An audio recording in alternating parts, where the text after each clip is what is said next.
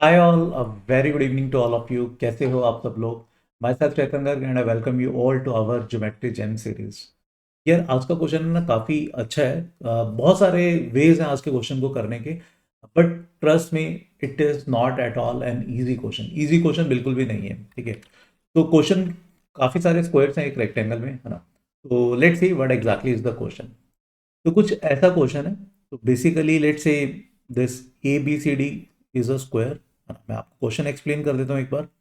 A B C D is a square and let's say E F G H this is also a square, and in fact B C E H is also a square. तो तीन squares हैं, उनको side by side join किया गया, right. And हमने ए जी को join किया, हमने डी ई को ज्वाइन किया। Let's say they are intersecting at point P. We need to prove, हमें कुछ प्रूव करना है। हमें प्रूव करना है, जैसे कि डायग्राम में दिख ही रहा है, that B P is perpendicular to D E. BP जो है वो डीई के परपेंडिकुलर है। तो मतलब अगर हमने एजी और डीई का जो पॉइंट ऑफ इंटरसेक्शन है पी, उसको जब हमने बी पॉइंट से ज्वाइन किया तो we need to prove that this BP is perpendicular to DE. ठीक है। तो देखो, इसमें इस पर्टिकुलर क्वेश्चन के there are at least four different different solution. एक प्योर कोऑर्डिनेट ज्योमेट्री से आ जाएगा, क्योंकि अगर आपको बीपी और डी परपेंडिकुलर प्रूव करने तो उनके सिंपली स्लोप का प्रोडक्ट -1 कर सकते हैं। आपको अगर कोऑर्डिनेट ज्योमेट्री का हल्का फुल्का भी आइडिया, स्लोप्स वगैरह का आइडिया, तो ये अप्रोच आपको ट्राई करके देखनी है, हो जाएगा इससे। दूसरी अप्रोच ट्रिग्नोमेट्री से आप कर सकते हो, ट्रिग्नोमेट्री बैश करके, ठीक है। बट दो बिल्कुल प्योर ज्योमेट्री वाली अप्रोचेज हैं, तो पहले हम वो प्योर दो ज्योमेट्री वाली अप्रोचेज करेंगे, ठीक है। आपको अगर किसी और अप्रोच से अगर आपने ये क्वेश्चन किया तो आप, आई एम हैप्पी टू सी कि आपकी अप्रोच क्या है। तो आप कमेंट सेक्शन में जरूर अपनी अप्रोच लिखकर बताओ, ठीक है। सेकेंडली, सिर्फ अगेन जैसे मैं पहले भी कहता हूँ भैया, सॉल्यूशन सिर्फ सॉल्यूशन देखने से कोई फायदा नहीं होगा। इस क्वेश्चन को एक जेन्युइन ट्राई दो। इन्फॉर्मेशन सारी क्लियर है ना? तीन स्क्वायर्स हैं, एजी को ज्वाइन किया, डीई को ज्वाइन किया, जो उनका पॉइंट ऑफ इंटरसेक्शन है पी, अगर हम उसको बी से ज्वाइन करते हैं तो हमें प्रूव करना है कि BP will be perpendicular to D. Question बस इतना सही है, ठीक है। टेक योर टाइम, आराम से प्रूव करने की कोशिश करो। अच्छा क्वेश्चन है ये। इसमें टाइम लगेगा आपको, it's not an easy question, easy question नहीं है ये, ठीक है। तो I am proceeding with the solution, ठीक है। तो पहले तो हम एक मेथड 1 देखते हैं, जो कि आसान है। एंड फिर एक अच्छा सा छोटा सॉल्यूशन, बट हल्का सा बेटर तरीके से होगा वो, ठीक है। तो अभी देखो, अगर मुझे ये प्रूव करना है कि ये परपेंडिकुलर है, एक बार अगर मैं मान लूँ कि लेट से अगर ये परपेंडिकुलर है, तो ये वाला एंगल लेट से थीटा है, ये परपेंडिकुलर, अच्छा स्क्वायर था तो ये वाला एंगल भी परपेंडिकुलर हुआ। तो कायदे से क्या होना चाहिए, ए ई डी जो ट्राइंगल है, ए ई डी, वो पी ई बी के साथ सिमिलर बननी चाहिए, बिकॉज दो एंगल सेम है, एक 90 90 और थीटा दोनों में कॉमन है।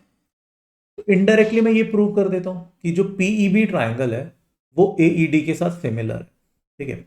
अब वो प्रूव करने के लिए मेरे को किस चीज में जाना पड़ेगा? या तो मैं ये वाला एंगल इस एंगल के इक्वल प्रूव कर दूं, कैसे मुझे पता नहीं, मतलब दीज आर द ऑप्शन। या फिर थीटा दोनों में कॉमन है, तो मैं साइड एंगल साइड वाली प्रोपोर्शनैलिटी कर सकता हूं। मतलब मैं बीई जो है, बीई अपॉन पीई, है ना, इसको अगर मैं इक्वल प्रूव कर दूं डीई अपॉन में बी, कौन सा बनेगा, डीबी अपॉन ए, तो भी मेरी बात बन जाएगी। तो या तो मैं ये प्रूव कर दूं, या फिर मैं ये वाला एंगल जो है डी पॉइंट और जो बी पर एंगल है वो इक्वल प्रूव कर दूं, तब भी मेरी बात बन जाएगी। तो देखो, इस तरीके से आपको क्वेश्चन को फ्रेम करना चाहिए, स्पेशली जो प्रूव करने वाले क्वेश्चन होते हैं। या आपको अगर इंट्यूशन से कुछ दिख जाता है, अगर आप टू द स्केल डायग्राम बना रहे हो एंड आपको कुछ दिख गया कि यार अच्छा ये तो 90 डिग्री दिख रहा है, तो इसको प्रूव करने के लिए मुझे सिमिलैरिटी में जाना पड़ेगा, है ना। तो अब ये एक तरीका है सिमिलर ट्रायंगल वाला, इसको हम देखते हैं कैसे हम इसको प्रूव कर सकते हैं, ठीक है। तो पहले तो अब मुझे ये बताओ, ये तो चलो अब हमें इनडायरेक्ट हिंट्स मिले कि हम ऐसे अप्रोच कर सकते हैं। लेट से ए बी को 1 मान लिया, बी भी 1 होगा, ई एफ भी 1 होगा, because they all are the squares, है ना। तो ये सारी साइड्स 1 यूनिट है। तो ऑब्वियसली अगर मैं बात करता हूँ, let say this is point M and let say this is point N. तो क्योंकि E was the mid, B was the mid point of A, तो can I say M is the mid point of A N, ठीक है। I can definitely say that B is midpoint of AE. तो this will imply, क्योंकि देखो ना BM parallel होगा ना इसके, तो मिड पॉइंट थ्योरम से, कन्वर्स ऑफ मिड पॉइंट से हम ये बोल सकते हैं, this implies M is mid point of what AN, है ना। तो अगर BM X है तो EN भी कितना हो, EN will be 2x, because अगर हम दो मिड पॉइंट को मिलाते हैं तो वो, अगर हम किसी भी ट्राइंगल में दो मिड पॉइंट को मिलाते हैं तो वो लाइन सेगमेंट थर्ड साइड का आधा होता है ना। तो BM अगर x है तो EN शुड बी 2x, ये समझ में आना चाहिए। अच्छा, दूसरा और आपको ये भी दिखना चाहिए कि जो ABM ट्राइंगल है that should B congruent with, अगर मैं बात करता हूँ इधर से GHN के साथ, ये 90 था, GH भी 1, AB भी 1, है ना। ये दोनों एंगल इक्वल होंगे बिकॉज आपके ऑल्टरनेट एंगल्स है ना, पैरेलल साइड्स हैं स्क्वायर की वजह से, तो ये दोनों कॉन्ग्रुएंट ट्राइंगल्स होंगे। दैट विल मीन कि एच एन कितना हो गया, एक्स हो गया, है ना। अब एच एन एक्स आने का मतलब जो ई एच है, ई एच और which was actually equal to A D, जो स्क्वायर का साइड है वो 2x प्लस एक्स 3x हो गया, ठीक है। तो क्या मैं बोल सकता हूँ, देखो अब ध्यान से देखना, क्योंकि ट्राइंगल ए पी डी, है ना, APD will be similar, APD will be similar with, congruent नहीं कह रहा मैं, सिमिलर कह रहा हूँ, ठीक है। APD will be similar with कौन से वाले triangle, APD will be similar with N P E, NPE के साथ सिमिलर होगा। क्यों सिमिलर होगा, ये दोनों तो वर्टिकली ऑपोजिट एंगल है यार, ये वाला एंगल इसके इक्वल होगा, क्योंकि आपका जो ई एच और एडी वो पैरेलल थे। सिमिलरली ये वाला जो एंगल है वो इसके इक्वल होगा। तो एंगल एंगल एंगल से वी कैन से दैट ये दोनों ट्राइंगल सिमिलर हैं। सिमिलर होने की वजह से जो ई एन है, E N upon A D, that should be equal to PE upon DP. ये समझ में आया। अब E N upon A D, ये रेशो मुझे अभी पता है, 2x अपॉन, देखो ना अभी तो निकाला, ये ए डी 3x है, ई एन 2x है, दिस रेशो शुड बी 2/3। ये रेशो हमारे पास 2:3 आ गई। तो इसका क्या मतलब हुआ, इसका ये मतलब हुआ भैया कि दिस इंप्लाइज जो पीई है वो क्या होगा, वो 2/5 होगा किसका, पूरा डीई का। और क्या पाइथागोरस से आप डीई निकाल सकते हो, D will be square root of 1² plus 2², तो डीई हमारा √5 आ जाएगा। तो इसका मतलब पीई कितना हो गया, 2/5 times √5, that means that is nothing but 2/√5। वो 2/√5 निकल गया। यहां तक मेरे ख्याल में से कोई दिक्कत नहीं होनी चाहिए, ये सबको समझ में आना चाहिए, ठीक है। अब देखो, अगर मैं रेशो की बात करता हूं, लेट से पीई अपॉन बीई, ये रेशो किसके इक्वल आएगा, पीई कितना था 2/√5, अभी अभी निकाला, बीई कितना, बीई 1 है। और उधर से मैं अगर बात करता हूं एई अपॉन डीई की, ए अपॉन डी, ये रेशो कितना होगा, ए कितना है, ए इज टू डी, डी अभी अभी निकाला था, दैट इज √5। तो ये क्लियर होना चाहिए। तो can I say these two ratios are equal, ठीक है। तो क्या समझ में आया कि यहां से ये चीज बनी, PE upon BE that is equal to AE upon DE, PE upon B that is equal to AE upon D, and ये एंगल दोनों का इक्वल है बिकॉज वो कॉमन एंगल है। तो इसका मतलब क्या हुआ, इसका मतलब हुआ कि भैया जो हम प्रूव करना चाह रहे थे कि ये जो ट्राइंगल है BEP that will be similar with कौन सा, DEP, DEA, this implies angle BPE is equal to 90 degree. यही हमें प्रूव करना था। ये वाली अप्रोच समझ में आई। तो ये मेथड 1 है, ठीक है, which is considering only pure geometry. हमने कोई ट्रिग्नोमेट्री नहीं यूज किया, हमने कोई कोऑर्डिनेट ज्योमेट्री नहीं यूज किया, प्योर यूक्लिडियन ज्योमेट्री हमने यूज किया। पाइथागोरस थ्योरम ऑब्वियसली यूज किया, यूक्लिडियन ज्योमेट्री का ही पार्ट है ना। तो यहां से हमने बेसिकली इन दोनों ट्राइंगल्स को सिमिलर प्रूव किया side angle side proportionality test से, ठीक है। तो मेथड 1 आपको होपफुली समझ में आया होगा। अभी अपन प्रोसीड करते हैं मेथड 2 से, ठीक है। ये मेथड 2 बहुत छोटा है, बट उसके लिए आपको देखो 2-3 चीजें पता होनी चाहिए। पहली चीज तो मान लो एक सर्कल है, अब यू में आस्क कि सर सर्कल कहाँ से आ गया, अभी हम देखते हैं। ठीक है, लेट से कोई भी एक्सटर्नल पॉइंट है P, and let say this is T, और ये मान लो दो पॉइंट्स आते हैं ए और बी। ठीक है, तो एक रिजल्ट शायद ये आप सबको पता होगा कि भैया अगर मतलब P A into P B that is equal to P T square. Obviously अगर जो पी टी है वो आपका अगर टेंजेंट है, पी टी अगर टेंजेंट है तो P T square that will be equal to P A multiplied by P B. It's converse is also true. Converse मतलब अगर ये चीज गिवन है तो वी कैन से कि पी एक एक्सटर्नल पॉइंट है जिससे ए बी टी से जो सर्कल पास करेगा उस पे टेंजेंट है पी टी। ये बात समझ में आ रही है, and P A B will be collinear. ठीक है, ये कहानी क्लियर। दूसरा एक और प्रॉपर्टी शायद आपको पता होगी या पता होनी चाहिए कि अगर हम कोई भी टेंजेंट बनाते हैं तो टेंजेंट के साथ कोई भी कोड जितना भी एंगल बनाती है थीटा, उतना ही एंगल वो सरकमफ्रेंस पे हर पॉइंट पे सबटेंड कर दिया थीटा।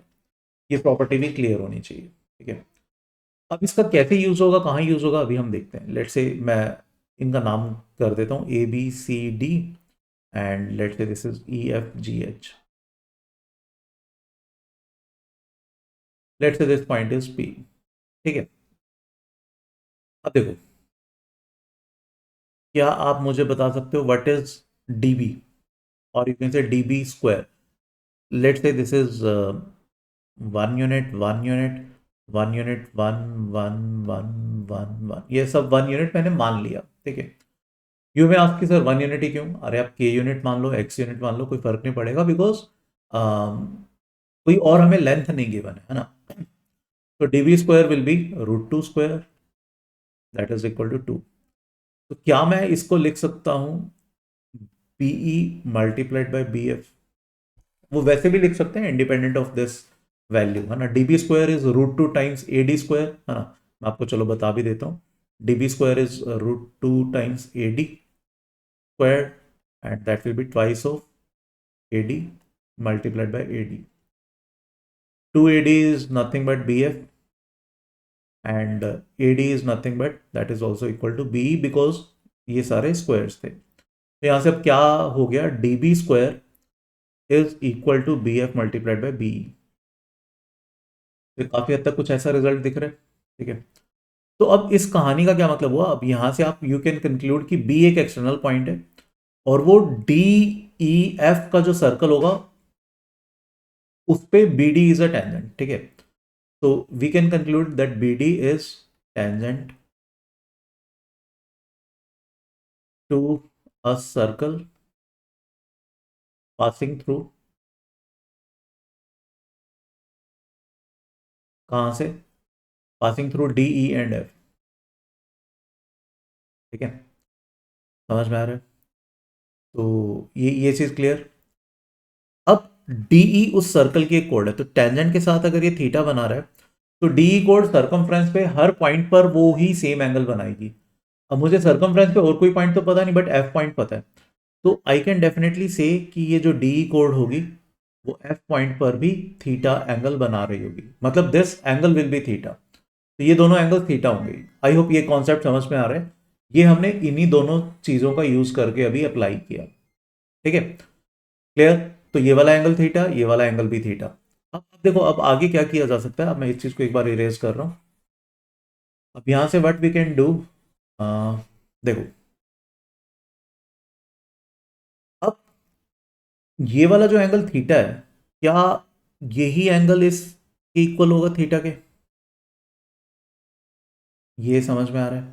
क्यों, बिकॉज ये A F G D diagonals के रेक्टेंगल के डायगनल्स हैं, तो इसलिए ऑब्वियसली ये वाला एंगल थीटा और ये वाला एंगल थीटा होंगे। अब अगर आप ए बी पी डी इस क्वाड्रेटल को थोड़ा ढंग से देखोगे तो जो बीपी कोड है, जितना एंगल वो ए पॉइंट पे सबटेंड कर रहा है उतना ही एंगल वो डी पॉइंट पे भी सबटेंड कर रहा है। BP code theta angle A point पे सबटेंड कर रहा है, थीटा एंगल ही डी पॉइंट पे सबटेंड कर रहा है। ऐसा कहाँ होता था, ऐसा तो साइक्लिक ऑर्बिटल में होता था। तो this implies A B P D, this is a cyclic orbital. ये एक साइक्लिक ऑर्बिटल हो गया, कौन सा, ए बी पी डी। अब साइक्लिक हो गया तो भैया ऑपोजिट एंगल्स का सम 180 डिग्री होगा, तो this implies angle D A B plus angle B P D that should be 90 degree. D A B क्या है, डी ए बी तो हमारा रेक्टेंगल या स्क्वायर का एंगल है, तो 90 that should be 180, sorry my bad. तो plus angle B P D that is 180, तो दैट सिंपली इंप्लाइज जो हमें प्रूव करना था, angle B P D that is equal to 90 degree. ठीक है, समझ में आया? तो अपन ने देखो दो अलग अलग तरीकों से प्रूव किया, और दोनों दोनों यार बिल्कुल डिफरेंट अप्रोचेस हैं। एक में, दोनों में हमने सिर्फ और सिर्फ यूक्लिडियन ज्योमेट्री यूज की है। दो और तरीके भी हैं, एक प्योरली कोऑर्डिनेट ज्योमेट्री से कर सकते हैं, क्योंकि हमें दो लाइंस को परपेंडिकुलर प्रूव करना है, तो उनके स्लोप्स का प्रोडक्ट -1 कर सकते हो। एंड ईजी है ये, बिल्कुल भी मुश्किल नहीं है। ठीक है, पॉइंट ऑफ इंटरसेक्शन निकालो, बी पॉइंट पता है, डी पॉइंट, डी को ओरिजिन मानकर आप ये कर सकते हो। ठीक है, तो आई विल एज्यूम कि एटलीस्ट आप में से कोई ना कोई एक बच्चा कमेंट सेक्शन में मुझे लिखकर जरूर बताएगा कि कैसे आपने किया, कोऑर्डिनेट से किया है या किसी और तरीके से किया है। ठीक है, और एक हमने ये अभी एक और तरीका पढ़ा था which includes again pure Euclidean geometry. ठीक है, तो यार इस टाइप का कंटेंट बहुत कॉमन है, हम जो हमारे लेवल 8 में करते हैं। लेवल 8 हमारा बैच बड़ी जल्दी स्टार्ट होने वाला है 17 दिसंबर से। रिस्ट्रिक्टेड बैच रहता है, इसमें ऐसा नहीं कि एनी वन कैन ज्वाइन। जिन बच्चों का आई.ओ.क्यू.एम 2024 में 15 या उससे ज़्यादा स्कोर आया, ओनली दो students are eligible to join this batch, है ना। एंड डिटेल दी हुई है नीचे, आप यू कैन रीड। अगर आप स्कॉलरशिप के लिए एलिजिबल हो इस बैच में, मतलब if you are an internal student और if you are scoring above 30, then yes you are eligible for scholarship. तो उस सिनेरियो में you can fill up the Google form जो नीचे डिस्क्रिप्शन में दिए हुए हैं। If you are not eligible for scholarship, then you can directly buy this batch, उसका लिंक भी नीचे डिस्क्रिप्शन में दिए हुए हैं। ठीक है, एंड इस टाइप की क्वेश्चंस, इस टाइप के concepts are very common in this batch. तो होपफुली यार ये वाला क्वेश्चन अभी समझ में आया होगा, and we will meet you in different geometries in the next session, है ना। Till then please take a very good care of your self. Thank you, bye bye.